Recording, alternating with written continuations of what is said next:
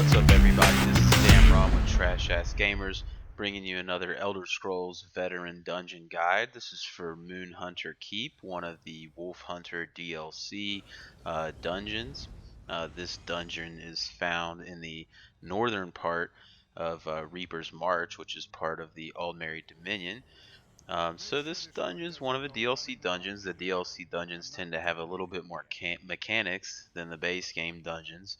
So if you haven't seen some of my videos, I will keep these as complete videos through the whole dungeon. I will fast forward through the ads, but I'll basically focus on any mechanics you need to know, tell you about the bosses, things that are special in particular fights, and things that can help you guys out. So I'll see you guys at the first boss.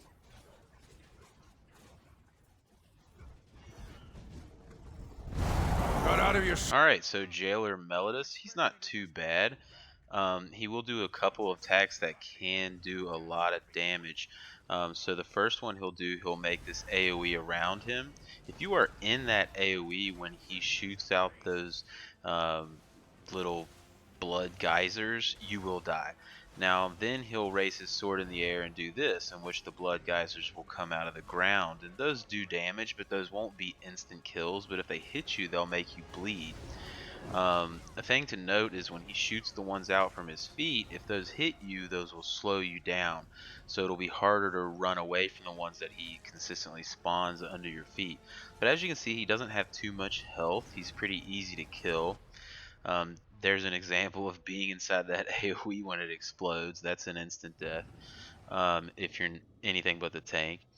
Now the wolf that he spawns in the fight, the tank will definitely want to pull the aggro on that tank as well, because his attacks do a lot of damage. And that kind of goes the way with all the werewolves in this dungeon. Just the ads as you're pushing through tend to hurt a lot. We were running this without a healer, so you'll see a couple deaths here and there that if you had a healer you may avoid. But I do think it's a little easier to run this dungeon 3 DPS if you can have some DPS that can sustain themselves, and I'll point out why a little bit later, especially for one of the last bosses. So anyway, we'll come out to the Hedge maze here, and I'll meet you guys at the boss.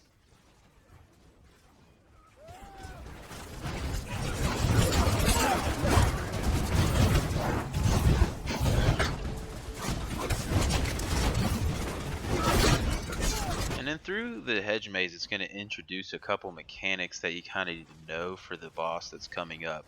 It's a pretty cool area in general, but if you notice the stranglers kind of on the outer portion of the map, you cannot kill them. You can actually stun them, and what happens is when you get close to them, they kind of wake up. So as long as you don't get close to them, they'll stay kind of in their down state, but if they wake up, you will need to kill them, aka not really kill them, but just kind of stun them and put them back down. And another part coming up here are Spriggans that'll kind of turn you into a rat, you like this right here. And what your teammates need to do is bash that Spriggan. When they bash the Spriggan, you'll come back into your human form, but you'll be a rat until he gets bashed or killed, one of the two. And then there's another Spriggan healers. You'll see them kind of launch this white comet-like thing over the hedges, and they're basically healing. Now they're going to do that to this boss, and that's the main mechanic of this boss, and the DPS need to be aware of that. It happens 3 times throughout the fight. You cannot out DPS those heals. I don't care what your DPS is or how much DPS your crew has as a total. You have to go kill those Spriggans in order to advance to the next phase. So when you see those white comet-like things flying over the hedges, you need to go find those Spriggans in the maze and kill them, and then come back to the Hedge Mage Guardian. So he's not bad other than that. He does do a conical spray of almost root-like material. I guess he's shooting it off his body. But here you can see us killing the healing Spriggans. So it's important that you take those down. There's no point in attacking the boss while these are up. All DPS, go kill the Spriggans. Anyway, the conical kind of bark material that he shoots out does a lot of damage. Now you have your AoEs available to see if that's coming out at you, but you have to avoid that unless you're the tank, you might be able to, take that damage, but generally just get out of that AoE. So again, here's those Spriggans. We've got to go kill them. You see that Strangler wakes up because I get too close to him. And when they do that, they kind of lock you, as you see there. So if you do wake one up, go ahead and kill him. And then get back to focusing on the Stranglers, which actually just spawned again. So we're going to take those out and then focus back on the boss. Now when you get the boss after the third phase of Spriggans, that's the last one. You'll be ready to take him out. So you'll see us take him down, and then we'll move on, and I'll see you at the next boss. Don't ignore those brigand walkers. They need to be killed.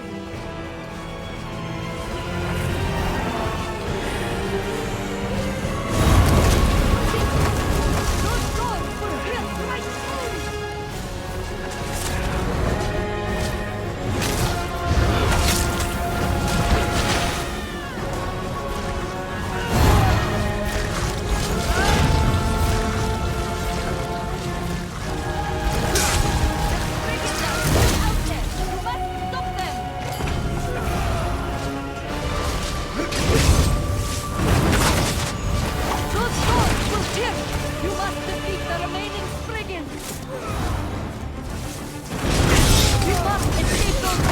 Before it's too late!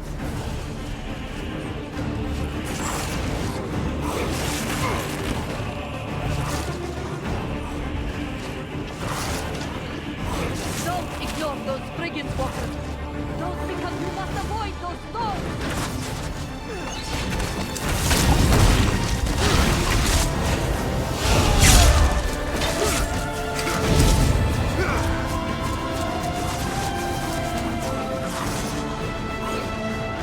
You'll be crushed by those brutes! Quickly, get out!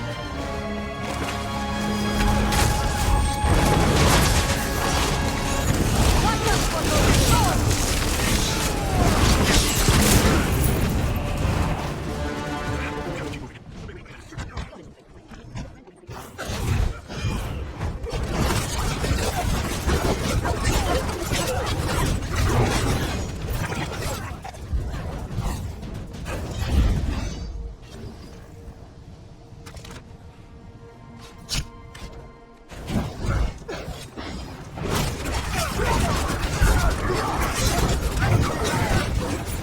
Alright, so this is actually the next boss area. I got killed by an archer there that I didn't know was charging up a shot at me. But this is the next boss area. You'll have to kill a couple waves of ads before he spawns. But here he is, Mylen the Mooncaller. He's pretty tough actually. He can really make a tough fight for you if you're kind of unaware what's going on. So let's point out a few things that happened during this fight. We'll talk about him initially. So he does have a charged attack.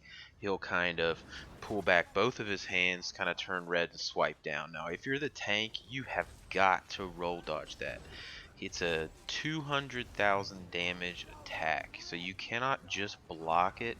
If you have good heals, maybe you could block through it and heal if you're very strong. I don't know, but to me, it's easier just to roll dodge it.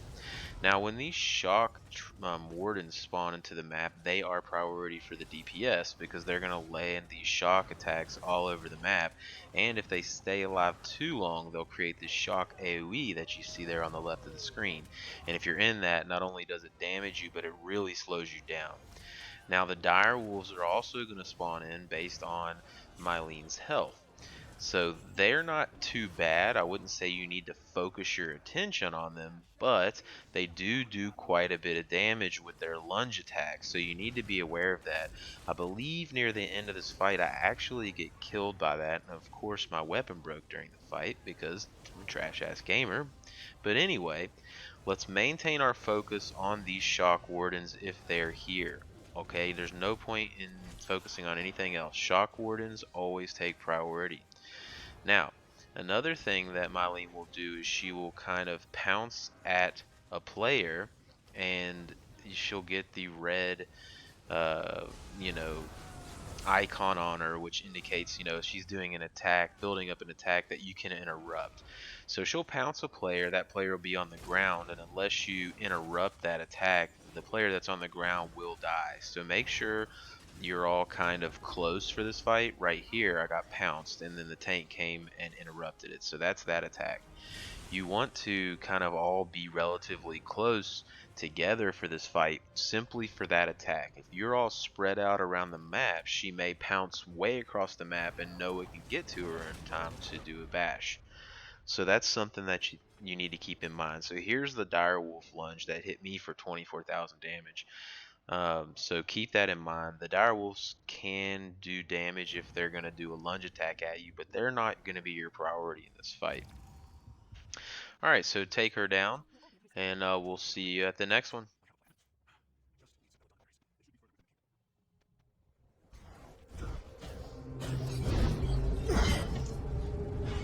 I do want to say though, I really like this dungeon. It's a very different feel than many of the dungeons in the game because you're really in a keep. It's a very close quarters kind of fighting, which you don't really have in many of the dungeons. I mean, you're in these small hallways fighting these werewolves.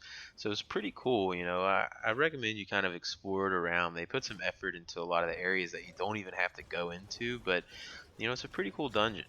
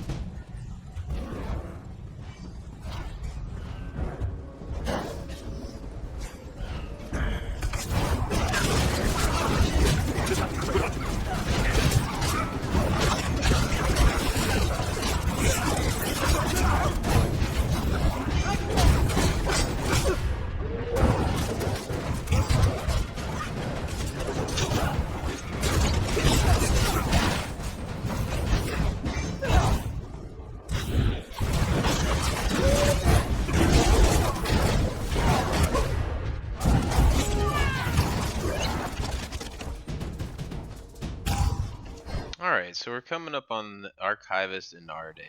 I'm actually going to cut this portion up because I purposely want to show you a lot of things in this fight because there are a lot of mechanics and there's a lot of things that can kill you, and I would like to show you each of them so you kind of understand what's going on. So first off, you got two enemies in the front here that are starting the fight. She's going to turn one of them into a werewolf, and that werewolf, you know, is very strong. Okay, he does his conical scream attack as well as a ground slam. If you're in that ground slam, boom, you are done. All right, so make sure you're out of that. Another thing that she does is she has these shapes above her head. If you get to a point and this happens, it will eventually stop on a particular shape. And you have to get to a circle that corresponds to that shape and stand in it when the room goes white. If you're not in a corresponding shape, you'll die, and only one person can be under a particular shape at a time. Now, a purple bubble will sometimes surround players. If the other players don't kill that bubble in time, that player will die.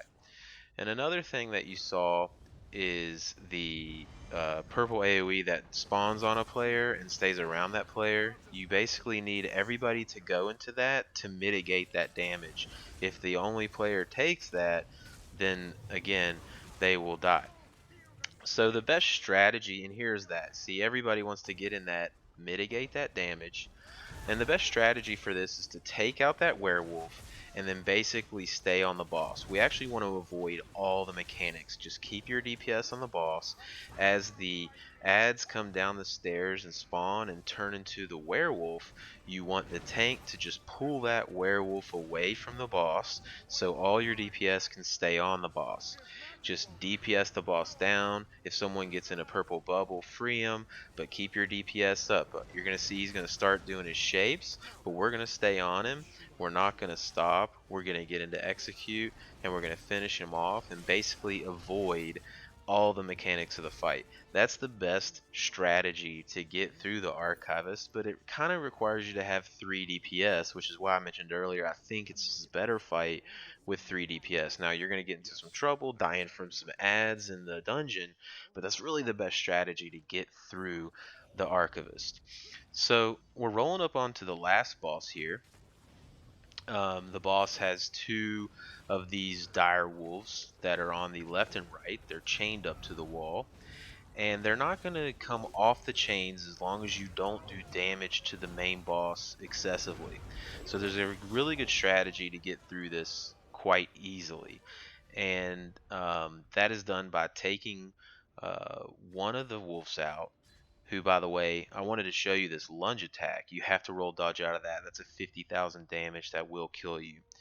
But anyway, when you take them down enough, they'll kind of be in this stunned phase. So you want to do that to both of them. And it's best if the tank holds on to one, then the rest take the other one out. And then after you take him out, we're going to come and take out the second one, Ari. And then once you take that one out, you'll notice we haven't attacked the main boss yet, right? So the main boss is still sitting up there. And once we take them out, we're going to go after Vosa the Ascendant. And she has phases that go in 20% health. Okay, so once you take the first 10 off, she'll walk forward and she'll spawn some werewolves. And those werewolves don't do too much damage, but they are pretty strong against the DPS player. So tank, make sure you pull that aggro, and DPS focus on taking them down. Now when she goes back to 80%, she's going to walk back to the wall, and the dire wolves are going to not be stunned anymore. So you're going to repeat the way you started it. Tank hold on to one, everybody else focus on taking down Zell or Ari, whichever one you choose. But again, make sure you're roll dodging that charged attack. So I'm going to show you that here. He's going to try to do it to me, I believe. Yep, see that make sure you're away from that, or if you're in it, roll dodge it, because that will kill you, which I think just killed him. But it's the same phase, and every 20% we're going to do the same thing. What's going to get you into trouble is if you actually go up there to the boss, Vosa, and try to damage her, because you're going to combine these phases.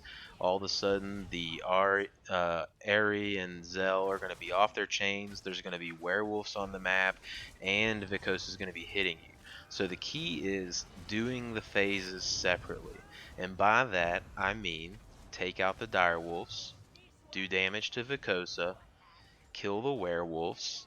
Vosa goes back to the wall after another 20%, so you see you're up at 60 up there, and we don't damage her anymore. We're going to take out the werewolves, we're going to take out the dire wolves, rinse and repeat. So you're going to see that throughout the fight. It's the same concept, it doesn't change.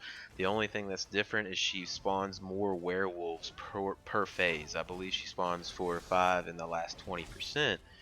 But at that point, you know, when the wolves spawn at that point, she's in execute, so we're just going to finish the boss. That's the only time that we don't keep attacking the main boss. When she hits that execute phase, just bam, bam, bam, bam, bam, finish her off, and we're through the Moonhunter Keep. So I'll let you watch this, and we'll talk about the monster set at the end. This one does not mind getting her claws bloody.